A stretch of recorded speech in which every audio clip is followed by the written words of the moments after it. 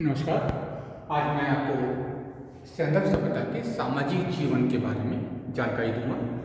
सामाजिक जीवन सैंधव सभ्यता का जब हम जानने की कोशिश करते हैं तो कैसे हम इस बात का पता करेंगे कि जिस सभ्यता का कोई लिखित साक्ष्य हमारे पास नहीं है, जिस सभ्यता की वस्तुएं हमको खुदाई में प्राप्त हुई हैं, उन वस्तुओं से हम उनके सामाजिक जीवन, उनके रहन सहन, उनके खान पान, उनकी जीवन पद्धति की जानकारी कैसे हासिल कर सकते हैं।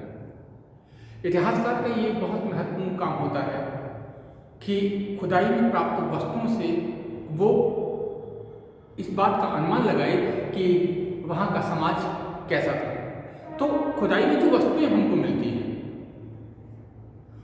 उन वस्तुओं के आधार पर ये अनुमान लगाया जाता है कि ये लोग इस तरह रहते होंगे, इस प्रकार का खान पान रहा होगा, यानी कि उनकी जीवन शैली का पता वहाँ से प्राप्त वस्तुओं से हमको प्राप्त होता है। मान लीजिए उदाहरण दे रहा हूँ, मैं काल्पनिक उदाहरण दे रहा हूँ, किसी खुदाई में हमको कोई महल मिलता है तो निश्चित रूप से वहाँ उस महल में रहने वाला कोई साधारण व्यक्ति नहीं होगा, कोई बहुत बड़ा सामंत होगा, कोई बहुत बड़ा राजा होगा। इसी तरह जब हमको कहीं छोटे छोटे मकान मिलते हैं, दो दो या तीन तीन कमरों के मकान मिलते हैं, तो उन मकानों में रहने वाले सामान्य व्यक्ति होंगे, जन सामान्य रहा होगा, वहाँ कोई बहुत बड़ा सामंत, बहुत बड़ा मंत्री नहीं रहता होगा। तो इन छोटी छोटी वस्तुओं के आधार पर हम ये कल्पना करते हैं कि खुदाई में प्राप्त वस्तुओं या खुदाई में प्राप्त जो सभ्यता है उसका जनजीवन कैसा रहा होगा। आइए आज हम उस सामाजिक जीवन की बात करते हैं जो हजारों साल पहले सैंधव सभ्यता में मौजूद था। आज हजारों साल पहले जो हमारा समाज था वो कैसे रहता होगा, और उस समाज के अंदर जब हम बात करते हैं कि उनका सामाजिक जीवन, एक महत्वपूर्ण बात है कि उनके सामाजिक जीवन हमको ऐसा लगता है कि वो मात्र सत्तात्मक समाज था। मात्र सत्तात्मक समाज से मतलब है कि वहाँ पर नारी की चलती होगी, जो वंशावली थी, जो वंश था वो पुत्र सत्तात्मक न होकर वो मात्र सत्तात्मक था।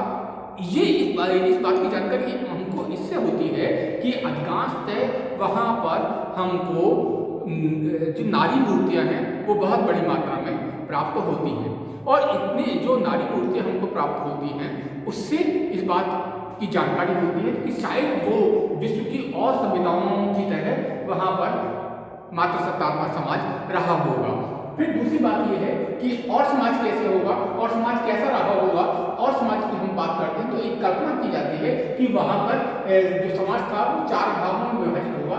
पहला वर्ग होगा वो विद्वान का रहा होगा, और इन विद्वानों में पुजारी वर्ग आता होगा, वैद्य वर्ग आता होगा, ज्योतिषी आते होंगे, जादूगर आते होंगे। ये शायद पहले वर्ग में जो विद्वान वर्ग होगा उसमें आते होंगे।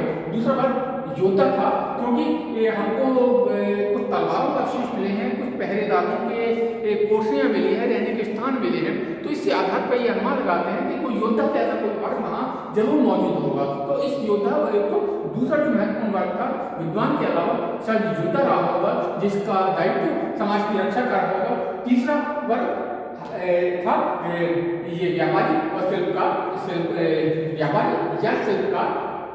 इन वर्गों में हमारे पास पत्थर काटने वाले लोग रहे होंगे, खुदाई करने वाले लोग रहे होंगे, जुलाई होंगे, स्वर्णकार होंगे, इस तरह के लोग इसमें रहे होंगे। और चौथा वर्ग जो था शायद संख्या में सबसे ज्यादा रहा होगा वो शायद किसान रहे होंगे, कृषक रहे होंगे, मछुआरे रहेंगे, या फिर इससे मिलते जुलते और लोग रहे होंगे। तो तत्कालीन सामाजिक व्यवस्था के अंदर हमको चार वर्ग दिखाई देते हैं, या चार वर्गों का अनुमान किया जाता है कि सैंधव सभ्यता के अंदर चार वर्गों का अस्तित्व रहा होगा। कौन कौन से थे? वो विद्वान वर्ग, पहला जो था वो विद्वानों का रहा होगा, जिसमें पुजारी वर्ग सबसे महत्वपूर्ण होगा, उसका समाज के अंदर सबसे ज़्यादा आदरणीय स्थान होगा, सबसे ज़्यादा वो सम्मानित रहा होगा। उसके बाद ज्योतिषी हैं, वैद्य हैं, जादूगर, ये रहे होंगे। योद्धा वर्ग की कल्पना इस बात से होती है कि कुछ तलवारें मिली हैं, तो तलवारों का प्रयोग आम आदमी नहीं करता होगा, जिसके पास रक्षा का दायित्व होगा वही उन तलवारों का प्रयोग करता होगा। किले की या प्राचीर के अंदर जो कोठरियाँ मिली हैं उसमें उस दुर्ग के रक्षक रहते होंगे, तो ये इन बातों के आधार पर ये कल्पना की जाती है कि वहाँ पर योद्धा वर्ग भी वहाँ पर मौजूद था, व्यापारी वर्ग भी वहाँ पर मौजूद था, शिल्पकार वर्ग भी मौजूद था, और जो छोटे छोटे जो मकान मिले हैं उसमें ऐसा लगता है कि श्रमिक वर्ग भी रहा होगा, किसान वर्ग भी रहा होगा। ये सारे के सारे जो वर्ग हैं, वहाँ का जो सामाजिक जीवन था उसमें हमको 4 वर्ग दिखाई देते हैं। व्हीलर जो है वो एक बात कहते हैं कि वहाँ पर छोटे छोटे मकान बने हैं, उसमें श्रमिकों का अस्तित्व था। छोटे छोटे जो मकान हैं, जो कोठियानुमा मकान है, उसमें श्रमिक रहते थे, और ये श्रमिक वास्तव में वो दास थे। ये व्हीलर कहते हैं कि वहाँ पर दास प्रथा का अस्तित्व रहा होगा। परंतु एक दूसरे इतिहासकार हैं राव, वो उस बात का विरोध करते हैं, क्योंकि वहाँ पर विशाल या बड़े भवन मिले हैं, और बड़े भवनों के बाद छोटे छोटे भवन मिले। अगर समाज में किसी तरह का वर्ग भेद होता तो बड़े मकानों की बस्तियां अलग होती और छोटे मकानों की बस्तियां अलग होती, जैसा कि समाज में होता है। परंतु सैंडर समुदाय के अंदर बड़े मकानों के पास ही छोटे छोटे मकानों के समूह भी मिले। तो इसका यह मतलब भी है कि वहां पर ऊंच नीच की भाव नहीं रहा होगा, ऊंच नीच की परंपरा नहीं होगी, तो छोटे और बड़े लोग एक साथ ही रहा करते होंगे। इसलिए व्हीलर भी कहते हैं कि वहां पर दास प्रथा जैसी कोई चीज रही होगी। वो बात इस बात से सिद्ध नहीं होती, क्योंकि जो मकान मिले हैं वो छोटे मकान और बड़े विशाल का जो मकान है वो साथ साथ मिले हैं, इसलिए और साथ साथ मिलने से वहां पर सामाजिक पक्षपात की बात पुष्ट नहीं होती, सिद्ध नहीं होती। इसलिए व्हीलर का ये आरोप बिल्कुल सही नहीं है कि वहां पर दास प्रथा जैसी कोई चीज रही होगी। पर तो दोनों बातें अनुमान के आधार पर है एक्चुअली, क्योंकि हमको वहां की लिपि पढ़ी नहीं जा सकती है। इसलिए खुदाई से प्राप्त वस्तुओं के आधार पर हम कल्पना कर रहे हैं कि समाज का ढांचा इस तरह का रहा होगा। अब आइए वो लोग खाते पीते क्या थे। अब खाने पीने की बात कैसे मालूम होगी, क्योंकि खाना वो क्या खाते हैं ये बताने वाला तो कोई मौजूद नहीं है। इसलिए खाने पीने की वस्तुएं क्या होंगी ये भी एक अनुमान लगाया जाता है। जैसे वहाँ पर खुदाई में जो वस्तुएं मिली हैं उन वस्तुओं के आधार पर ये अनुमान लगाते हैं ये चीजें वो शायद खाते होंगे, जैसे गेहूँ, जौ, तेल, ये सारी चीजें जो हमको चीजें मिलती हैं उसके आधार पर, जैसे कोई हड्डियां मिली हैं तो हो सकता है वो मांसाहारी रहे होंगे। तो खुदाई में जो वस्तुएं प्राप्त होती हैं जो हुई हैं सैंडर समुदाय के विभिन्न स्तरों में जो वस्तुएं प्राप्त हुई हैं उससे अनुमान लगाते हैं कि उनका खाने पीने की शैली क्या होगी, क्या खाते थे, क्या पीते थे, उनका खाद्यान्न कैसा था। हमको शाकाहारी और मांसाहारी दोनों तरह का जीवन हमको दिखाई देता है। खुदाई में हमको गेहूँ, जौ, चावल, तिल और दालों के अवशेष मिलते हैं। इस आधार पर ये माना जाता है कि ये लोग गेहूँ, जौ, चावल, तेल और दालों का प्रयोग करते थे, और साग सब्जियों में फलों का उपयोग करते थे। खरबूजे, नारियल, नींबू और अनार जैसे वस्तुओं से जैसे फलों से परिचित थे।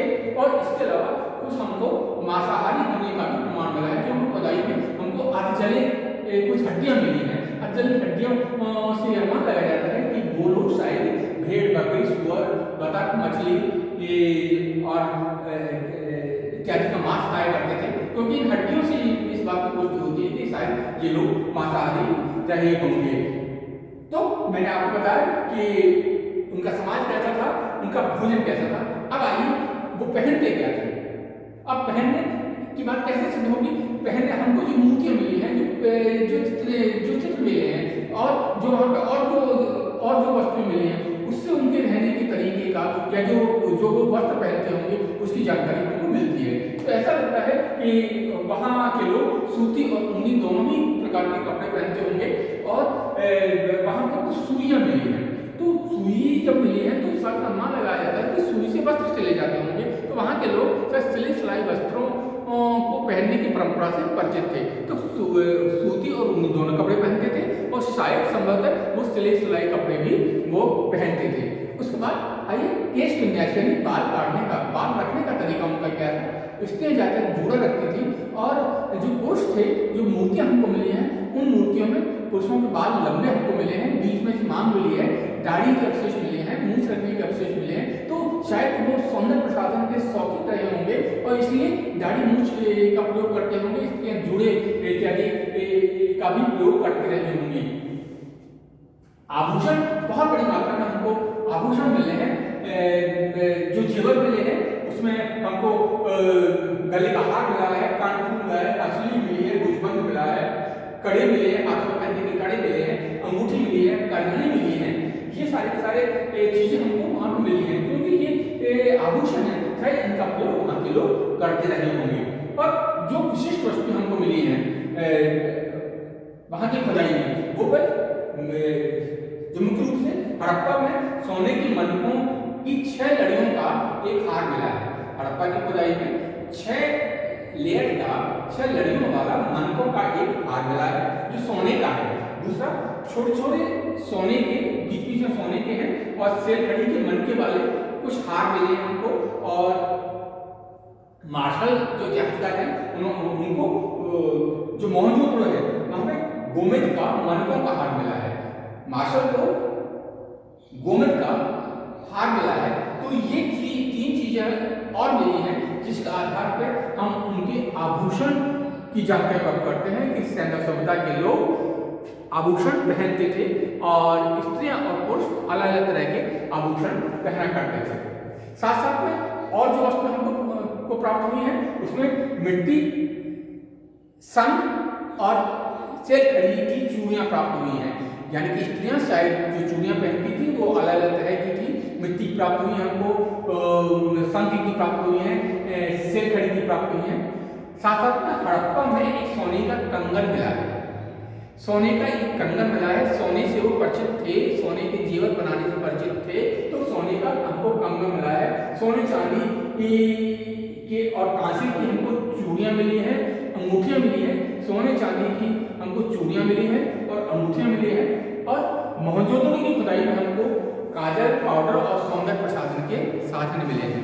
मैं सामाजिक जीवन की बात कर रहा हूँ। सामाजिक जीवन में समाज में रहने खाने पहनने उनके सौंदर्य प्रसाधन सब कुछ आता है। तो जहाँ तक सौंदर्य प्रसाद की बात है, उनके व्यक्तिगत जीवन की बात है, वह उस सौंदर्य प्रसाधन के का उपयोग करना सीख चुके थे। और जो हमको जो सोने का कड़ा प्राप्त हुआ है, सोने चांदी की चूड़ियाँ प्राप्त हुई हैं, साथ साथ मोहनजोदड़ो से जो काजल प्राप्त हुआ है, पाउडर प्राप्त हुआ है, ये सारी ये बताते हैं कि वहाँ के लोग इन सारी चीजों से परिचित थे। चमोदड़ो में एक विशेष बात आपको बता दूं, चमोदड़ो की खुदाई में लिपस्टिक के अस्तित्व के संकेत मिले हैं। हम कह नहीं सकते कि वो एक्चुअल में लिपस्टिक होगा, परंतु क्योंकि लिपस्टिक जैसा एक स्टिक हमको मिली है, उससे ये मालूम पड़ता है कि वहाँ के लोग, वहाँ की नारियां लिपस्टिक लगाने की परंपरा से परिचित थे। तो ये चमोदड़ो में लिपस्टिक के अस्तित्व के हमको अवशेष मिले हैं। मोहनजोदड़ो और हड़प्पा में ये चीजें नहीं मिली हैं, परंतु चमोदड़ो की खुदाई में ये लिपस्टिक के अवशेष हमको मिले हैं। साथ साथ में और जो वस्तुएं हमको मिली है, शीशे की कंघी मिली है, तांबे के दर्पण मिले हैं, छुरे मिले हैं, काजल डालने की सलाखाएं मिली हैं हमको, श्रृंगारदान मिले हैं।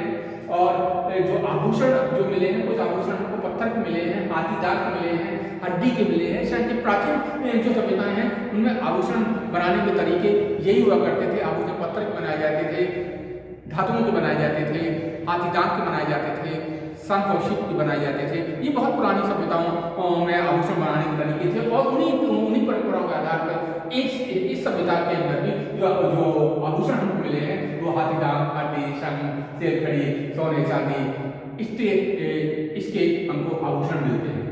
साथ साथ में हमको स्टूल मिला है, रहने के बैठने का स्टूल मिला है, तस्तरी मिली है, गिलास मिला है, चम्मच मिले हैं, घड़े हैं, थालियां हैं। तो ये इनका उपयोग वो भोजन के लिए करते होंगे, यानी भोजन जिसमें खाते होंगे उसमें हमको तस्तरी, गिलास, चम्मच जो आम घरेलू जो वस्तुएं हैं भोजन के लिए काम आती हैं, सारी चीजें हमको सैंडल सभ्यता के अंदर मिलती हैं। बैठने का स्टूल मिला है, जमीन बैठने की हमको चटाई प्राप्त हुई है। और एक और विशेष बात है कि नौशारों और मेहनगढ़ में मिट्टी की कुछ मूर्तियां मिली हैं। नौशारों और मेहरगढ़ 2 जगह है, वहाँ पे कुछ मिट्टी की टूटी हुई मूर्तियां मिली हैं। वहाँ पर वो मूर्तियां स्त्रियों की हैं और उनकी मांग में कुछ लाल रंग का कुछ भरा हुआ है। तो लाल रंग का जो भरा हुआ है वो भारतीय परंपराओं में स्त्रियों की मांग में सिंदूर भरा जाता है। तो संभवतः सिंदूर लगाने की परंपरा सैंडल सभ्यता में सैंडल सभ्यता के युग में प्रचलित हो चुकी थी। और अनुमान लगाते हैं कि इन मूर्तियों के अंदर जो लाल रंग है वो सिंदूर का रहा होगा। और इस तरह हम ये कह सकते हैं कि सिंदूर की परंपरा सैंधवकालीन हैं, बहुत प्राचीन हैं। सैंधव सभ्यता की स्त्रियाँ भी सिंदूर लगाने की परंपरा से परिचित थी।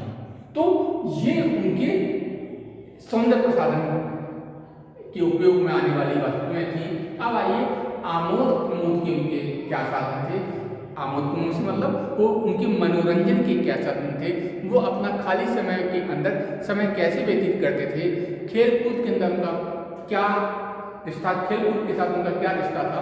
तो जब हम खेल कूद की बात करते हैं, जब अब आइए हम उन वस्तुओं के बारे में बात करें जो कि वहाँ पर मनोरंजन के लिए प्रयुक्त होती थी। तो हमको कुछ चित्र मिले हैं जिसमें मुर्गा वो शिकार करते हुए चित्र है, तो शायद वो शिकार करते होंगे। मुर्गे लड़ाने की परंपरा बहुत आदिकाल है, शायद इस तरह के खेल भी वो करते होंगे। मिट्टी की गाड़ियाँ हमको मिली हैं, बच्चों को मिट्टी की गाड़ियाँ, भारत में बहुत प्राचीन काल से ये परंपरा मौजूद थी कि बच्चे मिट्टी की गाड़ियों से खेला करते थे। सैंधव सभ्यता की खुदाई में कई स्थान पर हमको मिट्टी की गाड़ियाँ मिली हैं। ये सब सारे ये बात बताते हैं या ये बात सिद्ध करती हैं कि वहाँ मनोरंजन के साधनों में मिट्टी की गाड़ियाँ, शिकार इत्यादि, ये मछली मारने के कांटे मिले हैं। तो मछली मारने का शौक भी बहुत पुराना है, मछली भी मारते होंगे अपना समय पास करने के लिए, वो मछली भी मारा करते होंगे। तो ये की सारी बातें हमको उनकी आमोद प्रमोद के बारे में जानकारी देती हैं। इसके अलावा हड़प्पा में हमको मिट्टी और पत्थर के पासे मिले हैं। पासा प्राचीन भारत के अंदर खेल का एक बहुत महत्वपूर्ण अंग था। तो जब हम मिट्टी के और पत्थर के पासे हमको हड़प्पा की खुदाई में मिले हैं, और विभिन्न स्थलों में सैंधव सभ्यता की जो अन्य जो खुदाई स्थल है उसमें हमको शतरंज जैसी गोटियाँ मिली हैं। कह नहीं सकते वो शतरंज की होंगी, परंतु अनुमान लगाया जाता है कि इनसे शतरंज खेला जाता होगा। मिट्टी के पासे मिले हैं, शतरंज की गोटियाँ मिली हैं, और लोथल में मिट्टी और पत्थर के एक मिट्टी का और एक पत्थर का एक बोर्ड मिला है। शायद वो किसी न किसी खेल से संबंधित रहा होगा। याद रखिए कि लोथल में मिट्टी और पत्थर का, मिट्टी और ईंट का एक बोर्ड मिला है। मिट्टी और ईंट के बोर्ड जो मिला है उससे यह अनुमान लगाया जाता है इस बोर्ड पे कोई ना कोई वो खेल खेला करते होंगे। पत्थर और सीप की छोटी छोटी जो गोलियां होती हैं वो हमको मिली हैं। शायद कच्ची जैसी कोई चीज रही होगी जिसका उपयोग खेलने के लिए करते होंगे। और एक और महत्वपूर्ण आपको सूचना दे दूं कि कच्छ की खाड़ी के पास एक पंचम द्वीप है, वहाँ की खुदाई है। पंचम द्वीप में एक कुरन नामक स्थान है। कच्छ की खाड़ी में पंचम द्वीप में कुरन नामक स्थान है। वहाँ पे हमको 2 विशाल स्टेडियम मिले। अब उस स्टेडियम का उपयोग क्या रहा होगा, कैसे रहा होगा, इसकी जानकारी तो हमको नहीं है, परंतु हम ये कह सकते हैं कि वहाँ के लोग, सैंधव सभ्यता के लोग स्टेडियम बनाने की परंपरा से परिचित रहे होंगे, और वहाँ पर कुछ सामूहिक खेल इत्यादि, सामूहिक सभाएं इत्यादि वहाँ पर रहती होंगी। ये स्थान था कच्छ की खाड़ी में पंचम द्वीप पर कुरन नामक स्थान है। वहाँ पर हमको 2 विशाल स्टेडियम मिले। तो मैंने आपको सैंधव सभ्यता के सामाजिक जीवन के बारे में जानकारी दी, वहाँ के समाज के बारे में आपको बताया कि वो कितने भागों में विभाजित था, उनका भोजन कैसा था, उनके वस्त्र कैसे थे, वो केश कैसे बनाते थे, केश बनाने की उनकी परंपरा क्या थी, वो उनके आभूषण के साधन क्या थे, और साथ साथ में उनके आमोद प्रमोद के साधन क्या थे। तो इस सारी विस्तृत जानकारी के बाद मैं आगे आपको उनके आर्थिक जीवन के बारे में बताऊंगा, और तब तक आप वीडियो देखते रहें।